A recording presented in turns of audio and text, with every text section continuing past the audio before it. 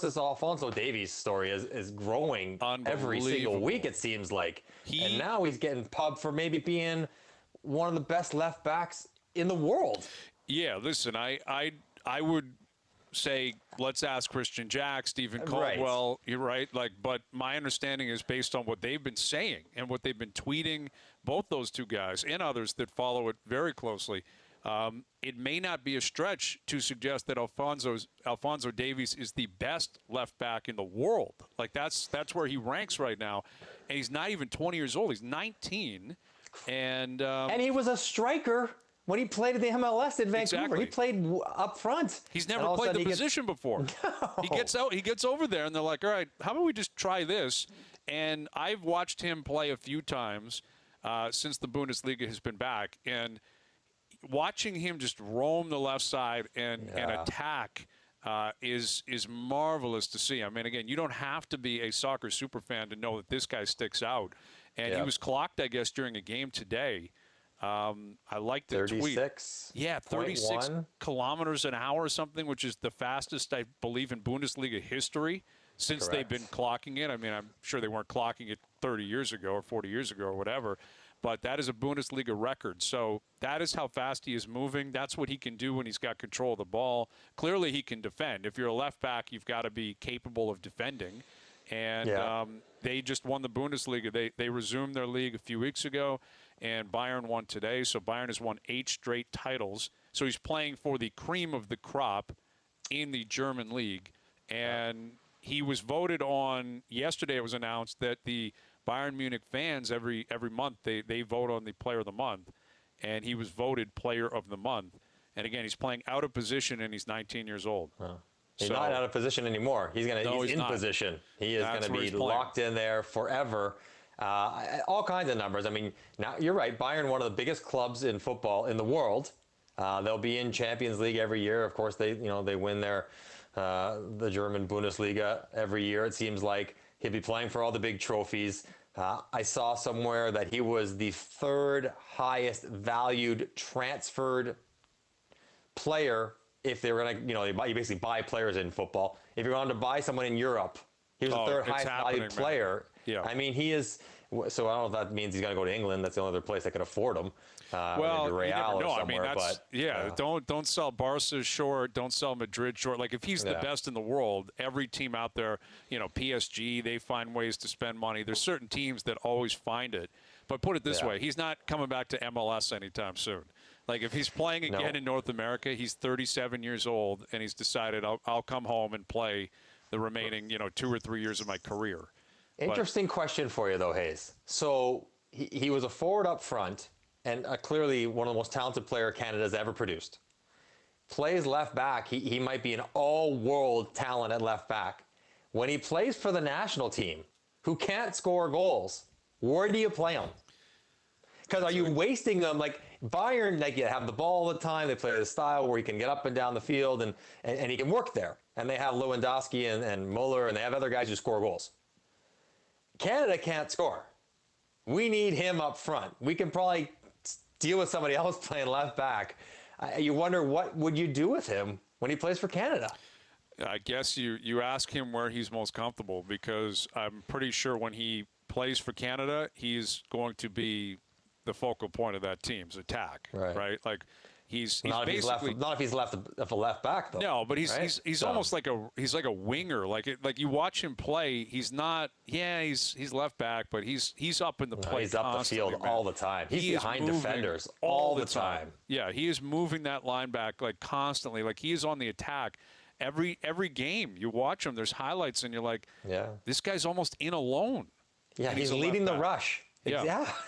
That's how good he is, and that's how fast he is, and his ball control clearly is out of this world. And like for him to be 19 years old and in the conversation, maybe even just considered by a majority of soccer fans around the world as the best left back, is it's historical in nature. Like we've never. I've been having this conversation forever that if there was one sport where I could pick one player that's Canadian to take over the world, it would be soccer.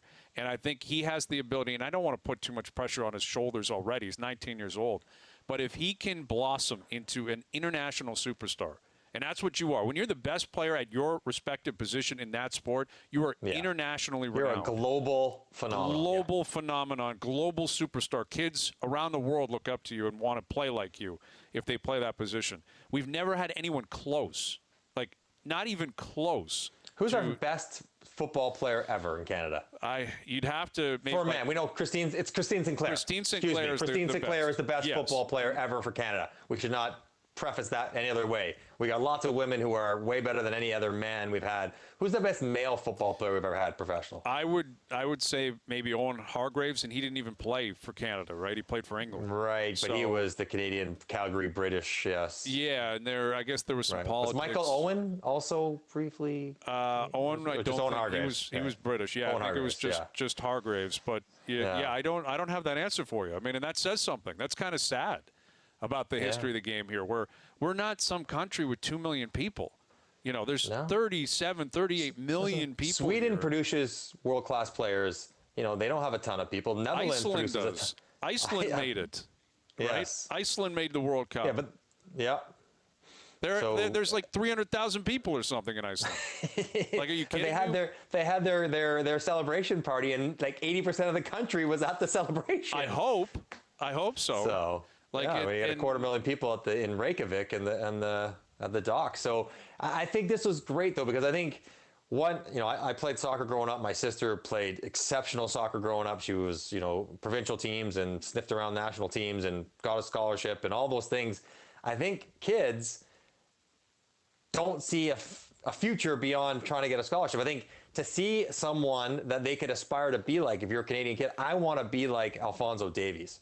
I want to go play pro soccer, and I can do that through the training in Canada.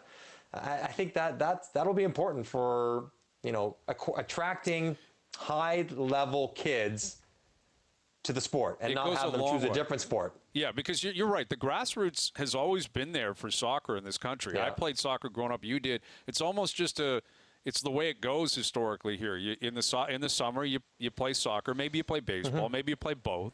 But for summer sports, it's always been there. And if you drive around anywhere in the country in the summer, soccer fields are usually loaded up with Timbit soccer, and kids are out there playing. Yeah. But there hasn't been like a pathway for, making it, quote unquote.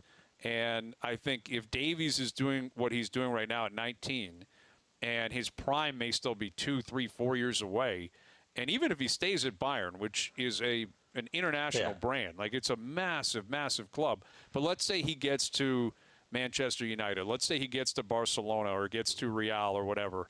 One of the 4 or 5 big boys.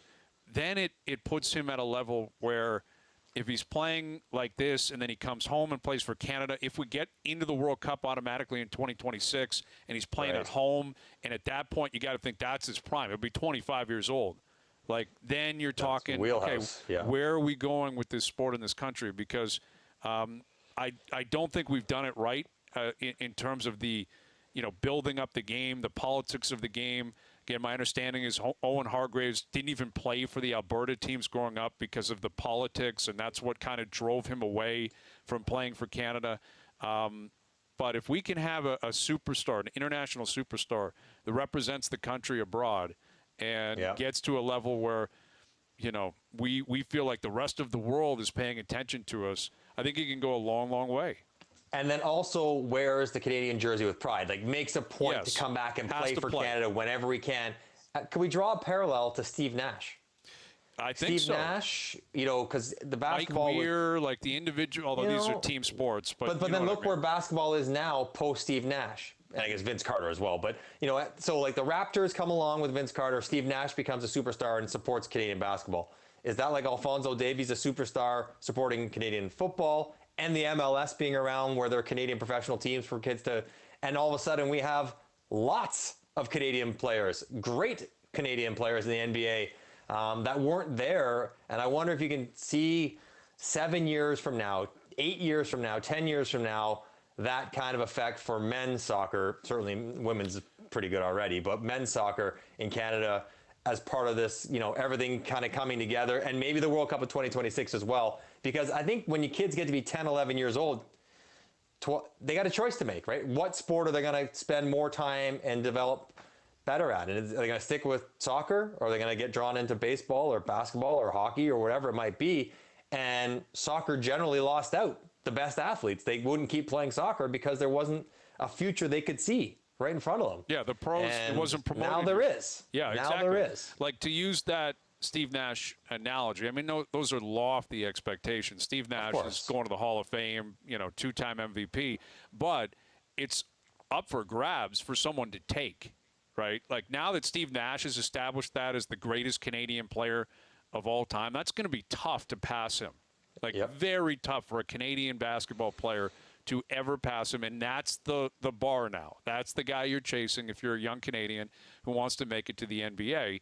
And there isn't that bar for a men's soccer player historically in this country where you say, that's the guy we all look up to, that's the guy where we know about the accolades, that's the guy that got the respect south of the border and around the world. And I don't know if Davies can get there. I hope he can. And I would say at this point he's got the best opportunity of my lifetime. And if he does, and he puts himself up there on one of the best European teams, best player in the world at his position, comes back and plays for Canada, man, we're dealing with a story we've never dealt with in the game.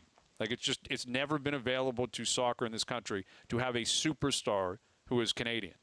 It's exciting. It's very exciting. In true Canadian fashion, he picked up his first ever red card today. Good man. There you go. Make things happen over there. Making it a little gritty every now and then. Absolutely.